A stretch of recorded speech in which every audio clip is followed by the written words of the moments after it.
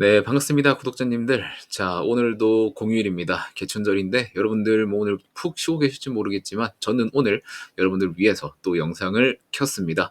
오늘은 조선업에 대해서 말씀을 드릴 건데, 자, 일단은 뭐 HD 현대중공업을 위주로 말씀을 드리고 있지만 오늘 영상은 현대중공업뿐만 아니라 다른 한국 조선사들을 보유하고 계신 분들 모두 포함되는 내용이니까 영상 끝까지 시청 부탁드리겠고, 영상 시청 전에 구독과 좋아요는 한 번씩만 꼭 부탁드리겠습니다. 자, 바로 본론으로 들어가면 일단 기술적인 부분에서 보면은 다른 조선사들 그래프가 다 비슷해요. 그래서 현대중공업을 두고 말씀을 드리겠습니다.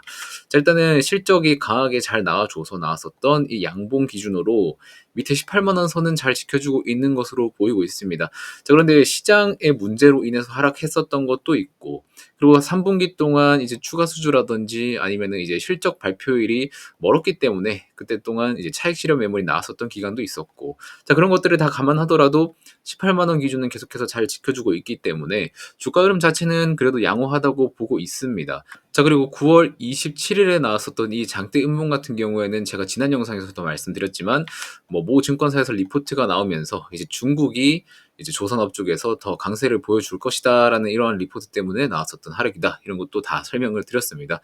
자, 그럼 이런 리포트에도 불구하고 주가 같은 것들은 잘 방어가 되고 있습니다. 사실 그게 진짜로 악재고 조선업황에 해를 끼칠 만한 이슈였다면 사실 여기서 다 깨고 내려가야 되는 게 맞지 않나 라고 생각을 하고 있지만, 그래도 밑꼬리를 잘 달면서 18만 원 선에서는 이제 밸류가 좀 인정받고 있는 모습을 보여주고 있습니다.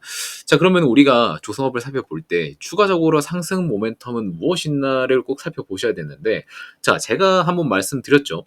6월, 7월, 8월까지 제가 계속 말씀드렸습니다. 조선 3사가 3분기에는 이제 선별 수주 때문에 추가적인 수주 발주가 좀 느릿느릿할 거다라고 좀 말씀을 드렸고, 그리고 3분기 실적 발표 자체도 11월 중순에 나오기 때문에 실적 발표라는 기간도 많이 남았기 때문에 추가적인 주가 상승 흐름은 잠시 쉬어갈 수 있다라고 말씀을 드렸습니다. 자, 그런데 상반기와 달리 자, 잠잠한 3분기를 보내 국내 조선 3사가 4분기에 들어와서, 자, 10월, 11월, 12월이 4분기죠. 4분기에 들어서자마자 다시금 수주 소식을 쏟아내기 시작했다라고 합니다. 자, 4분기 이틀 만에 이제 10월 첫째 주가 아직 마무리도 안 된 이틀 만에 수주액은 2조 원을 돌파를 했습니다. 자, 지금 선박 가격 상승, 지금 신조 성과가 190포인트로 계속해서 상승하고 있다고 말씀드렸죠. 그리고 친환경 선박 수요 증가, 그리고 이런 선박 교체 주기라는 훈풍까지 더해지면서 지금 올해 국내 조선 3사의 영업이익 자체도 2008년 이후에 2007년, 8년, 9년 이때가 조선 슈퍼사이클이었는데 그때 이후로 처음 2조 원을 돌파할 것으로 예상이 된다고 합니다. 자, 올해 4분기 수지액 벌써 2조 원 돌파했고요. 24년도 영업이익 총 2조 원도 전망을 하고 있다고 합니다.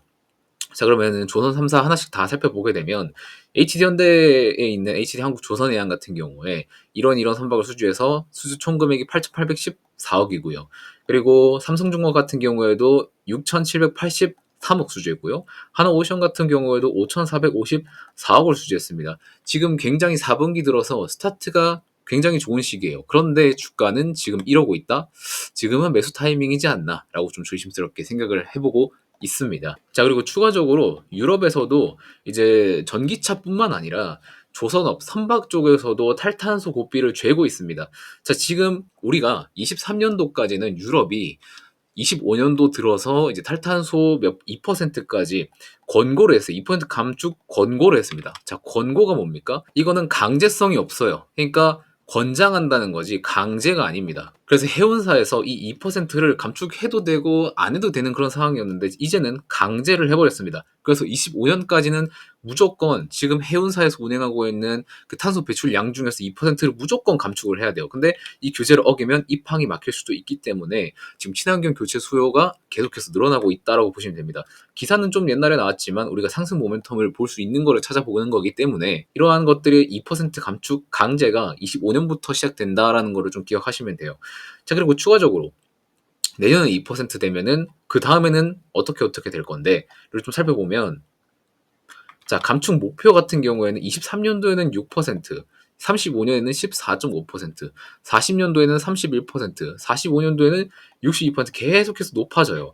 자, 그럼 이러한 친환경 선박 수요가 30년부터 본격적으로 계속 상승 추세를 탈 건데, 그럼 이 상승 추세를 타기 위해서 선박에 대한 발주는 언제 넣냐? 그게 25년도부터 27년, 8년, 9년도까지 들어올 거다라는 겁니다.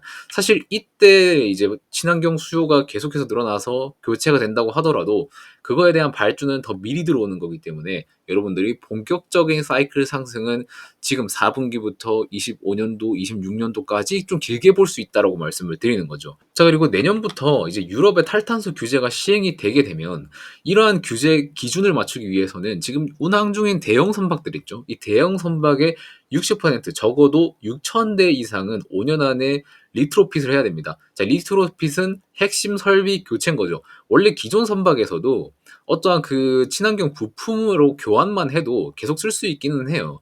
그래서 여기에서 중요한 게 뭐냐? MRO 사업인 겁니다. 자, 유지, 보수, 개조 사업을 일컫는 영어 단어죠. 자, 이 MRO 사업이 계속해서 뜰 거라는 게 시장에서 계속해서 나오고 있어요. 자, 기존 선박에서 친환경 부품만 교체를 하면 규제에 걸리지 않게 되는 건데, 그러면은 유럽 선사에서 이 MRO 엔진에 친환경 엔진을 부착하게 되는 수요가 좀 많이 늘어나게 되겠죠. 근데 HD 현대중공업에서는 뭐 하고 있다 했죠? MRO 사업 하고 있다고 했습니다. 자, 그러면은 현대중공업 쪽으로 이런 부품 교체에 대한 수주가 계속 들어올 수 있다라는 것도 여러분들이 알고 계셔야 될 것 같다고 말씀을 드리겠습니다. 자, 그리고 밑에 또 보시면은 조 바이든 미국 대통령이 이 친환경 에너지 정책이 이 공화당의 반발 때문에 제동이 한번 걸렸었는데 유럽연합 같은 경우에는 계속해서 친환경 정책을 밀어붙이고 있는 중이에요.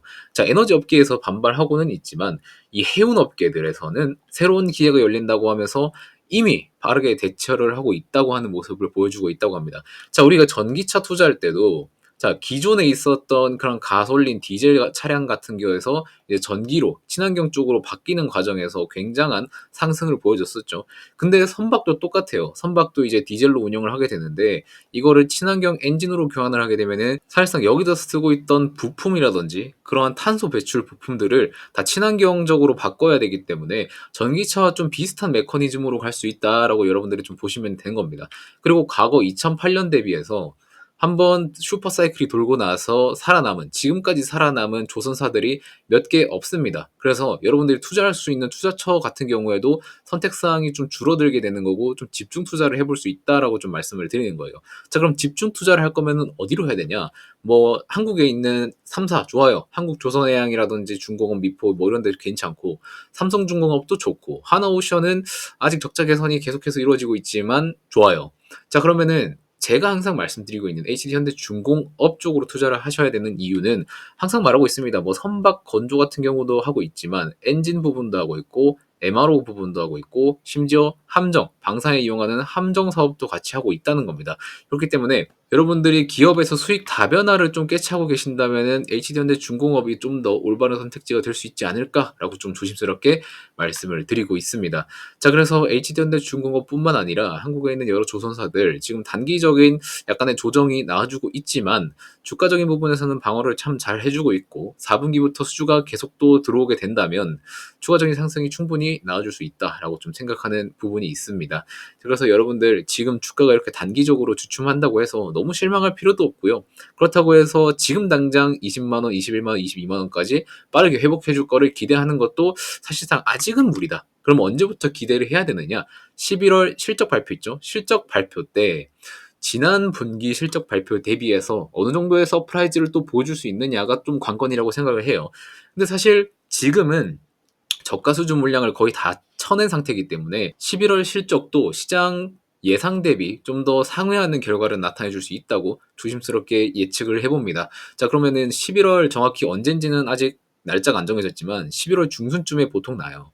그래서 이제 한 달 반 정도 남았는데 그 기간 동안 여러분들 홀딩 하시고 좀 끌고 가볼 만한 주가 상태다라고 좀 점검을 할 수 있을 것 같습니다. 자, 그러면은 여러분들이 이러한 이슈들 있죠. 자, 실적이 잘 나온 날, 시장 지수가 부서진 날, 3분기 동안 모멘텀이 없어서 계단식으로 흘러내렸었던 날, 그리고 중국발 긍정적인 리포트가 나오면서 한 번 더 급락이 나왔었던 날, 이러한 네 가지의 이벤트들이 겨우 2달밖에 안 흘렀는데 이러한 네 가지의 빅 이벤트들이 나타났었어요. 자, 여러분들이 이때 그때 여러분들이 살펴봐서 이러한 것들을 다 캐치할 수 있으면 너무나도 좋겠지만 사실 직장인 여러분들은 그렇게 하기가 쉽지 않습니다. 그렇기 때문에 왼쪽에 보이시는 것처럼 제가 머니코드 구독자님들을 위한 조선업 실시간 정보 공유방을 개설을 하려고 합니다. 자, 그래서 포스코홀딩스에서도 이러한 것들을 운영을 했는데 반응이 너무 좋아서 조선 쪽에서도 특별히 좀 이벤트를 진행해 보려고 해요. 대신에 머니코드를 구독하신 분들만 참여를 하실 수 있기 때문에 구독은 꼭 눌러주시고 참여를 해야 된다는 거 꼭 기억을 해주시면 됩니다. 기존 구독자 참여하실 수 있고요. 이번 영상을 통해 새로 처음 시청하신 분들도 구독만 누르시면은 바로 참여가 가능하시니까 오늘 브리핑 드렸던 그런 내용들을 여러분들께 실시간으로 장중에 좀 알려드리는 서비스니까 많은 신청 부탁드리겠습니다. 사실 이러한 이벤트들을 그때그때 여러분들이 대응할 수 있으면 사실 왼쪽에 보이는 이 실시간 방은 사실 필요가 없어요. 그런데 그렇게 하시지 못하는 분들이 많기 때문에 이러한 정보 공유방을 좀 개설할 것을 좀 생각을 해봤으니까 관심 있으신 분들은 100% 무료니까 많이 많이 신청해 주시면 감사드리겠습니다. 되게 여러 가지 방면으로 좀 활용을 하실 수 있을 것 같아요. 뭐 제가 장중에 올려드리는 그러한 내용들을 알람만 꺼두시고 뭐 저녁에 집 가서 이제 다 점검을 해보신다던가 아니면 난 직장에서 시간 여유가 조금 있기 때문에 알람 켜두고 그때그때 바로 받아서 뭐 조선업 매수 매도에 참고를 해본다든가 그런 것들이 많이 도움이 될 수 있을 거라고 생각을 해요. 뭐 참여를 안 하시더라도 제가 매일매일 조선업에 대해서 이렇게 영상을 찍어 올릴 때 그때만 보셔도 상관없으시고 나는 거기서 추가적인 장민재 연구원의 추가적인 코멘트도 한번 들어보고 싶다 하시는 분들은 참여해 주시면 되니까 많은 관심 부탁드리고 신청도 많이 부탁드리겠습니다.